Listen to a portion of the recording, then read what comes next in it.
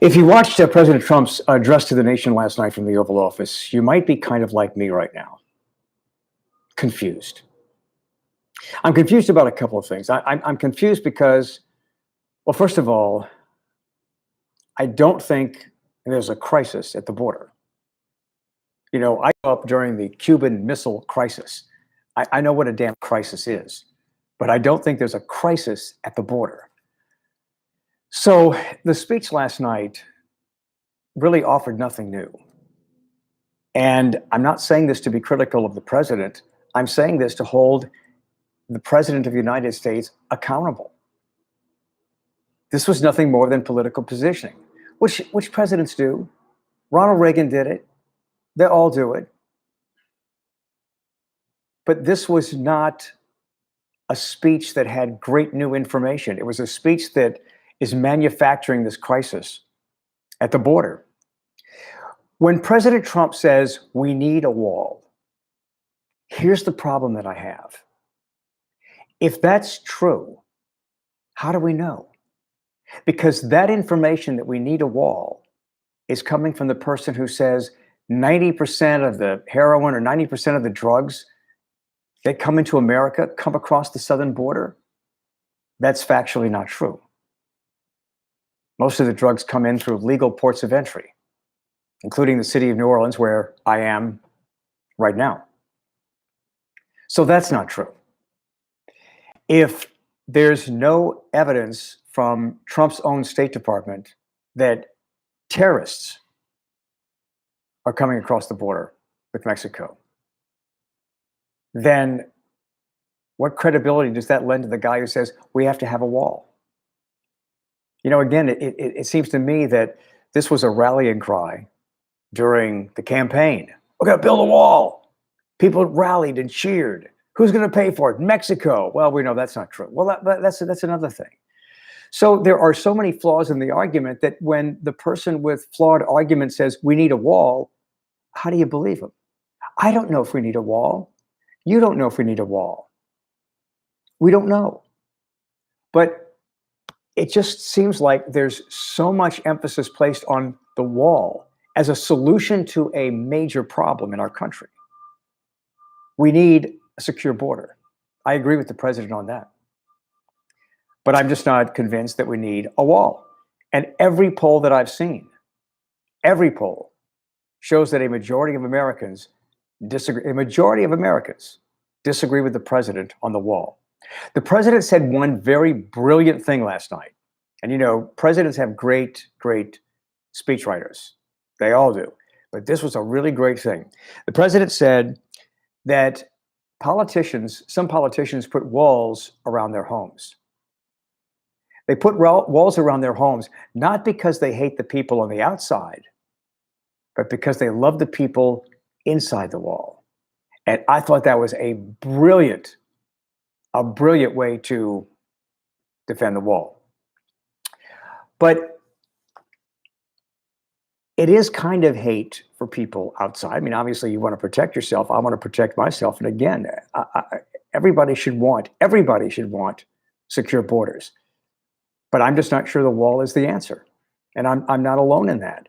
And when the credibility of the person who tells you we need a wall is in question, then you can't believe him that you need a wall. Now, if that's what you want to believe, then you're going to believe it. And that's the world that we live in today.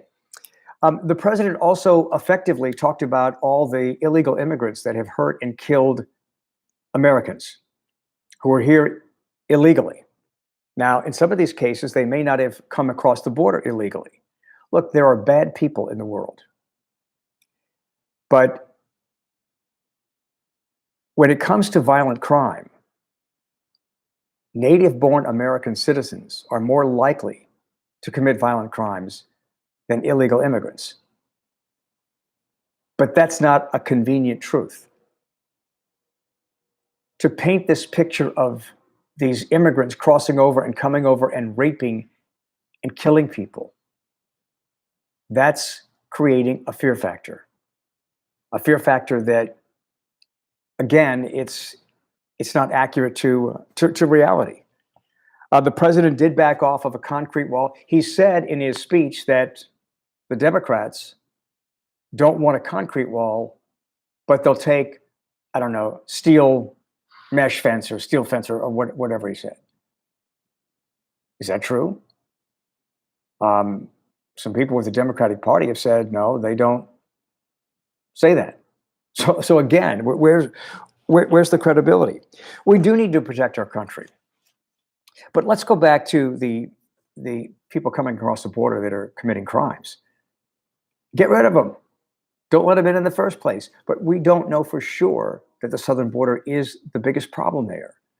And it just seems to me that there's this great hysteria that surrounds the wall and the southern border. And this has become a Trump thing because Trump's concerned about his reelection chances in 2020 if he does not get funding for the wall. Now, there are a lot of things that candidates say, including President Trump, during campaigns that they can't follow through with. There have been things President Trump said he would do, and he hasn't been able to do it. And there was a lot of things that, we're not realistic. The wall is one of those things that may not be totally realistic, but he's sticking with this. And it's almost as if he believes that he's got to have the wall if he's going to be reelected. I mean, is it really that important? See, I disagree with those who say the president has to have the wall because I think loyal Trump supporters will vote for him whether he gets the wall or not. Because most important to them is the fact that he stands up for the wall and he stands up for them. I think they care less about the physical wall than they do about somebody like President Trump standing up and saying, we've got to have a wall.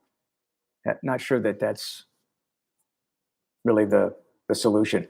Also, there is information that even Republicans like former Senator Rick Santorum, who is a paid conservative to be on CNN, said are very, very bothersome concerning the Mueller investigation.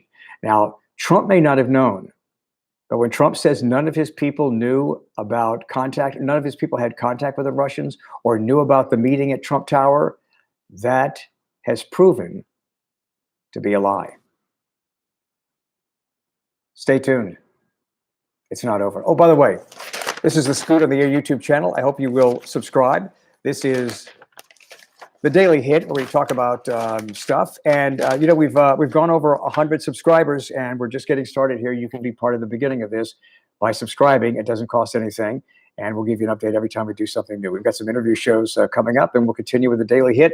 I'm Scoot. Have a great day.